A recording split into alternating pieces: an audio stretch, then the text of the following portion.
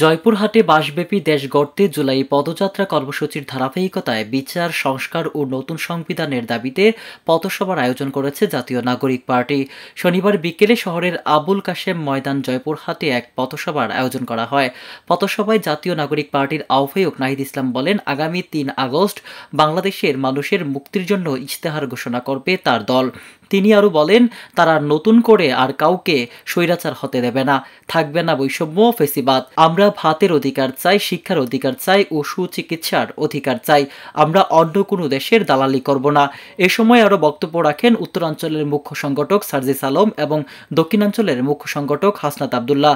এ সময় উপস্থিত ছিলেন জাতীয় নাগরিক পার্টির সদস্য সচিব আক্তার হোসেন, ডাক্তার তাসনিম জারা, মাহিন সরকার, সামান্তা শারমিন, সাকিব মাহাদি সহ আরও অনেকেই। জয়পুরহাট থেকে মোহাম্মদ আজিজুল ইসলামের রিপোর্ট, আমার বার্তা ডিজিটাল।